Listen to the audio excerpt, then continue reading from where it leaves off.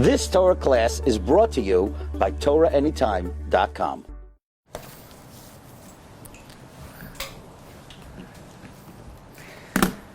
Okay, good afternoon, gentlemen. It's a great pleasure to be here this afternoon. Thank you for giving me a few minutes of your time. I want to thank Rabbi Adato for graciously giving me this opportunity to share some thoughts. You're the future of Klal Yisrael. You're the future of our people, so it's very important to understand, to recognize, to identify what my role is in shaping the future of the Jewish people. I want to thank my dear host, Dr. Phil, who, by the way, is also a very dear chavrusa of mine. We study together every week a few times. We've been learning now for over 2 years, and we're soon completing what is probably the hardest Masechta in the whole Shas, Masechta Yevamos. So thank you, Dr. Phil, for giving me this opportunity. You know, we come to a Jewish school, and we take it for granted. Yeah, we live in the United States of America. You know, in Yiddish we call it's the Goldena Medina. It's what we call the Medina Shel Chesed. It's a country that has been a very gracious host to us for over 200 years. And we take it for granted that we could come to a Jewish school and study Torah and be with other fellow Jewish students. But you have to recognize what a great miracle it is that you could come to this school and connect to the Torah today. My grandfather was a rabbi in Pittsburgh, Pennsylvania for over 70 years. He was a Holocaust survivor. He passed away about a year ago at 106 years old. He was in all the camps. He was in Auschwitz. He was in Dachau. He was in Radom. And he has many miraculous stories. I'm just going to share one of those stories with you so you get an appreciation for what we're trying to convey. My grandfather was taken to Radom, and from there he was taken to Dachau. Dachau was the machine of the Germans. It was a killing machine. And he was on a selection line. And him and his brother were selected to be taken to the gas chamber. He saw Dr. Mengele. And they were approaching the gas chamber, and the heat of the gas and the nearby crematory was so intense that my grandfather's brother said to him, my grandfather's name was Mordechai, Mordechai, please give me some water now. I'm going to die of thirst before I even get inside. My throat is so parched. And my grandfather said, we can't drink now because then our death will be prolonged. And they were literally about to be put in the chamber. And at the last moment, the Nazi grabbed my grandfather's brother by their hair, yanked them out, and said, you guys are capable of work. Get out. So from basically the next world, my grandfather was pulled out and his life was saved. And this is one of many miraculous stories that happened. Actually, I'm sure you know you guys are all bar mitzvah boys. You put on tefillin every day. My grandfather smuggled in a pair of tefillin into Radom. In Radom, there was one particular brutal Lagerführer named Ficus. If Ficus would have come in and caught my grandfather smuggled in his tefillin, caught my grandfather wearing the tefillin, he would have been shot on the spot. And my grandfather would wake up every morning at the crack of dawn. He would put on the tefillin shel yad, and then he would put on the tefillin shel rosh, and then he would give it to his brother, Henoch, and Henoch would put on the tefillin shel yad, and then put on the tefillin shel rosh. If they would have been caught, that would have been the end of it.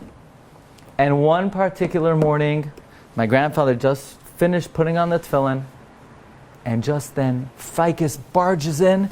He sees my grandfather's brother, my uncle, putting on the tefillin. He picks up the pistol to shoot them in the head.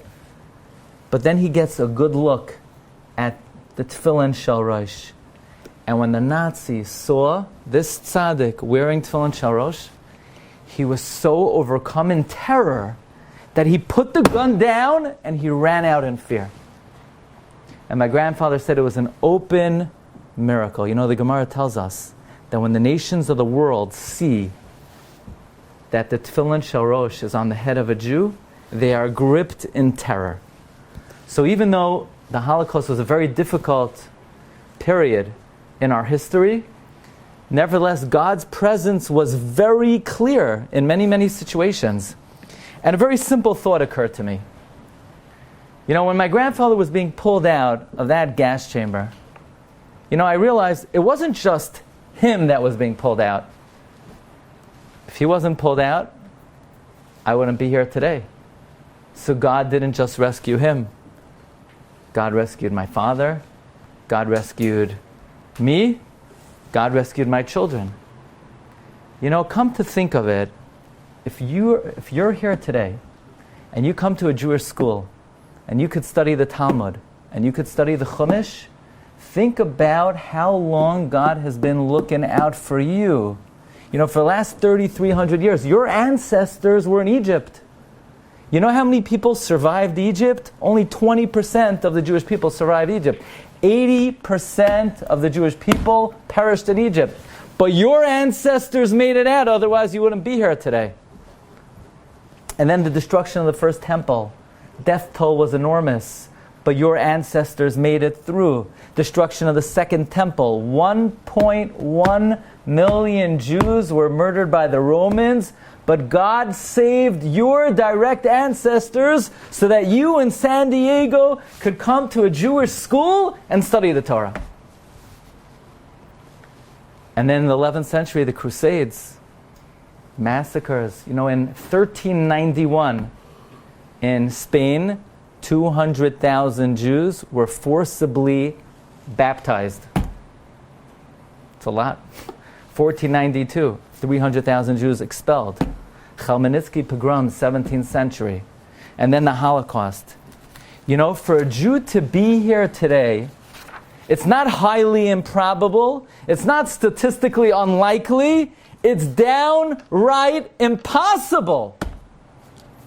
People say, I wish I could believe in God, but I want to see an open miracle. If God would only show me the splitting of the Red Sea, then I would really believe in Him. But, I want to see God. The greatest miracle that you will ever see is the face of another Jew in 2022. I'm sure you've heard the famous words of Mark Twain, who writes about the mystery of Jewish survival. He writes, the Egyptian, the Babylonian, the Persian rose, filled the planet with sound and splendor, then faded to dream stuff and passed away. The Greek and the Roman fell. You want to see a relic of the Roman Empire? You could go to the British Museum, and in the British Museum, you'll see a mug, a coffee mug, and there's a little piece of a handle that a Roman emperor once drank a little coffee from. Oh, the great Roman Empire. Where are they now? Where's the Persian Empire? Where's the Greek Empire? They made a vast noise and they're gone. Other peoples have sprung up and held their torch high for a time, but it burnt out. And now they sit in twilight or have vanished. Writes Mark Twain, the Jew saw them all, beat them all, and now is what he always was, exhibiting no decadence, no infirmities of age, no weakening of his parts, no slowing of his energies, no dulling of his alert and aggressive mind.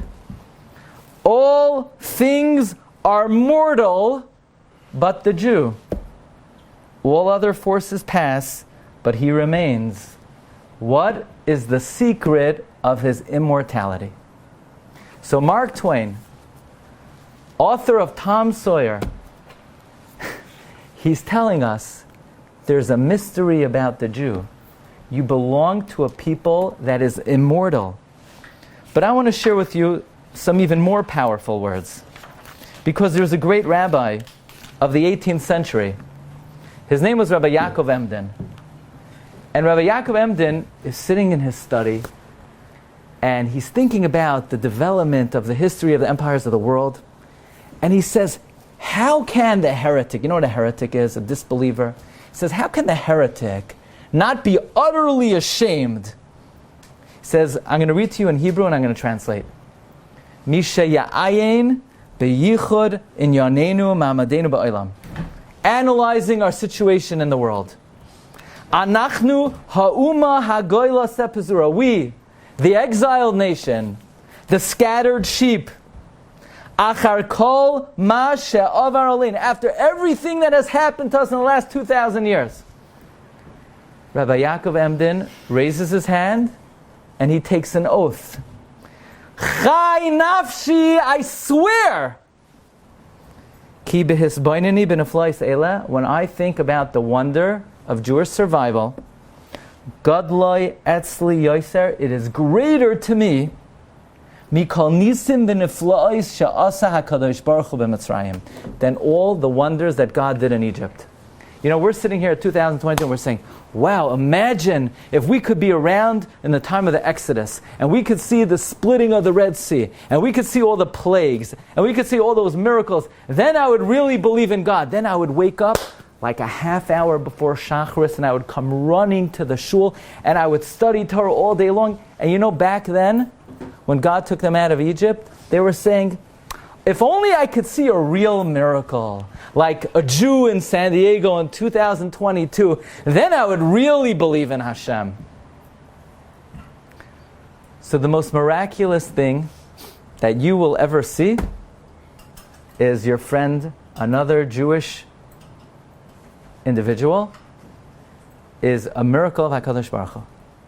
It's an immortal, eternal miracle. And you're part of it. You know, you have to understand, when you think about, okay, so what's the destiny of our people? What's in store for our people? You know the book of Shemos? So you read in Shemos about all these miracles that God performed in Egypt. He made 10 plagues and he split the sea. Did you know that all of those miracles are just dress rehearsal? It was a practice. What was it a practice for?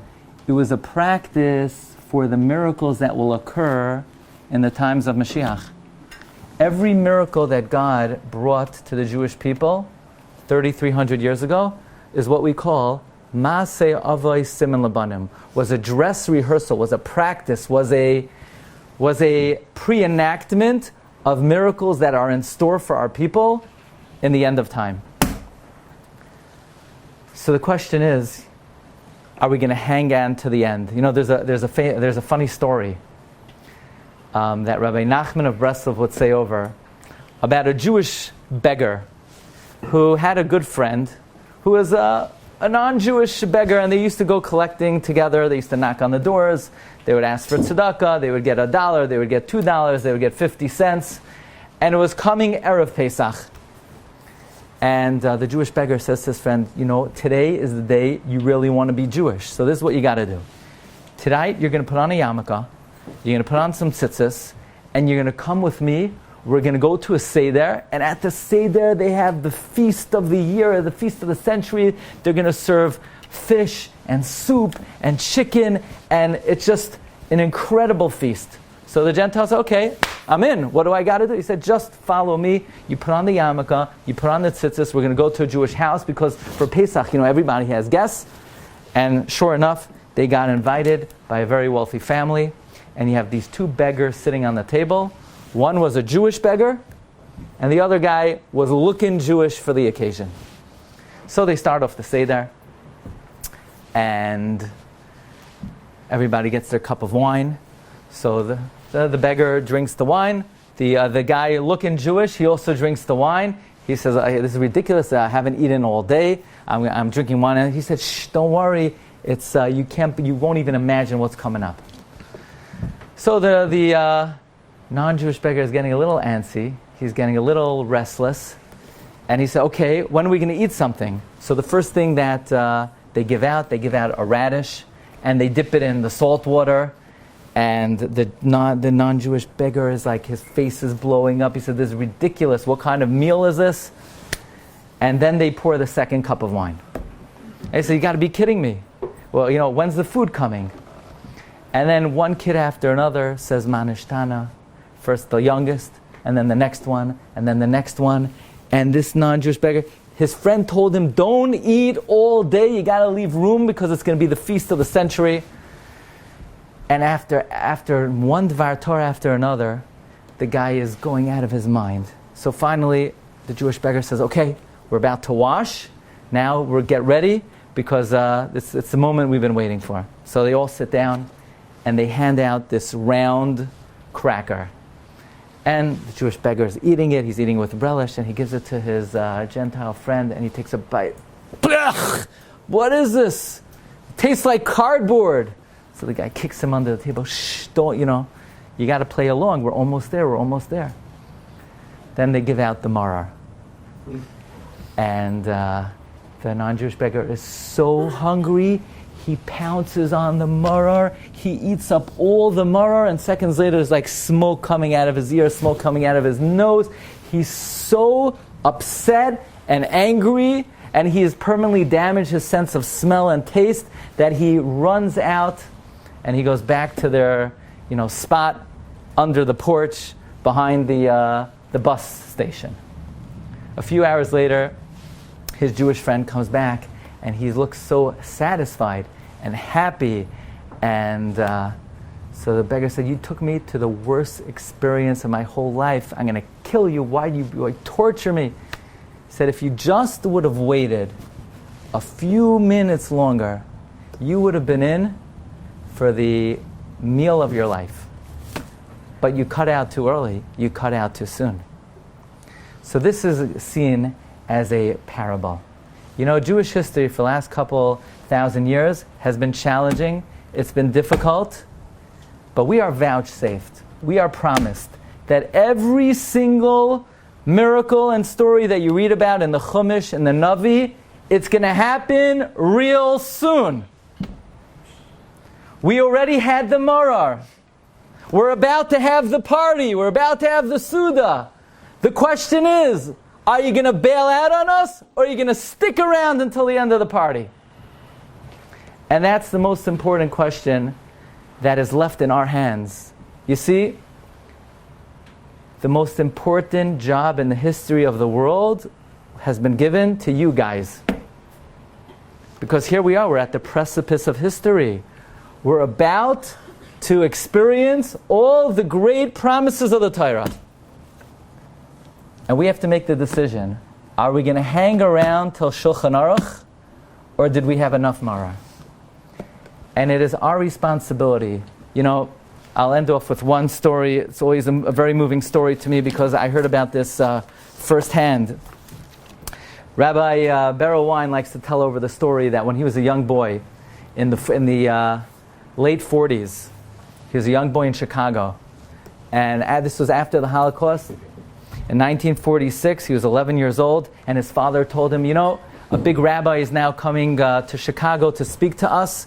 And this rabbi was the first chief rabbi of the Palestine, and that is Rabbi Yitzchak Isaac Halevi Herzog. And he was a very aristocratic, it was before the State of Israel was founded, 1946. And Rabbi Isaac Halevi Herzog was his grandson, by the way, is currently the president of the State of Israel. And Rabbi Herzog comes off the plane. He would wear a shiny top hat, and he had a cane, and he would walk around with his Tanakh. And he gave a shiur. He spoke to the young men of the Skokie Yeshiva. He spoke to all the Balabatim, all the entire Jewish community. He gave a 45-minute in-depth shiur. And when this class was over, he said, now I want to have a word with the young men. And he says to the young men, listen, you know where I just came from? I just came back from meeting Pope Pius XII in the Vatican. And I came to him with a list. And this list had on it the names of 10,000 boys and girls who during the Holocaust, their parents gave them over to monasteries, to priests, to Christian institutions because the parents didn't think they would survive. And now the parents survived. We know the names of all these 10,000 boys and girls. We want our children back. Rabbi Herzog said to the Pope, give us our children back. They're ours. We know their names. We have their birth dates. We have all their information. At this point, you're kidnapping them from us. We need our children back. And Rabbi Herzog said the Pope slammed the door on his face. He said all these children have been formally baptized. And once a child is baptized, they can never come back to another religion. And Rav Herzog's meeting had ended, and those 10,000 boys and girls were lost forever. And Rabbi Herzog turns to the young men in the Skokie Yeshiva, 1946, and he breaks down crying at the lectern like a baby. Rabbi Wein said he was never so scared in his whole life. This great rabbi is weeping, is crying. He then picks up his head and he says to the boys, there's nothing I can do for these 10,000 boys and girls. They're lost forever. But you're still here. You're still with the program. And I ask of you, what will you do for the future of the Jewish people? And that's the responsibility that every single Jew has today, because we're almost at the finish line. We've made it this far. Our great-grandparents, our grandparents, our parents have hung on until this point. And the responsibility rests in our hands as much as we can to connect to the Torah, to study the Torah, to connect with Eretz Yisrael, connect with Torah and mitzvahs. That is our primary responsibility. You know, there was somebody who was once, me and Phil, we went down to the water a little bit, and you know, there was once this raging river. And a guy was fishing by the river bank, and all of a sudden the bank gave in, and he found himself caught in the river, and the river is pulling him downstream. And it's threatening to drown him. And he doesn't know what he's going to do, because off in the distance there's a big drop, and that will be the end of him. And he manages to see off on the side from the riverbank, there's this tree that's stretching out from the bank into the river, and he knows if he just grabs a hold of that tree, his life will be saved. Question: how is this guy going to hold the tree? He's going to say, well, I'm a righty, but let me see if I could try to grab that tree with my left pinky. Maybe that will do the job. Now's not really the time to try new techniques. This man is going to grab the tree with both arms, with every fiber of his soul, because he knows this tree will give him life. We have to understand that the world that we live in today, the society we live in, the culture we live in, is so dangerous, is so threatening to us as human beings, is so threatening to us on a spiritual level. This is a very dangerous, challenging world that we live in. It's like a raging river. But there's a tree of life.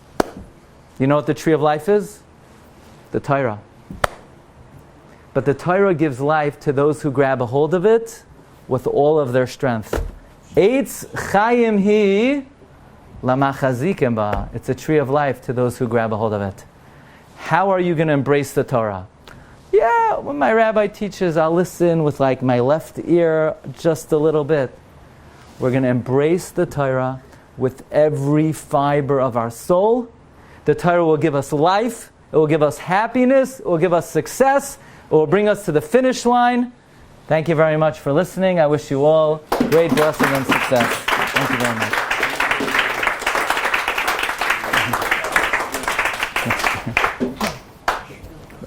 You've just experienced another Torah class brought to you by TorahAnytime.com.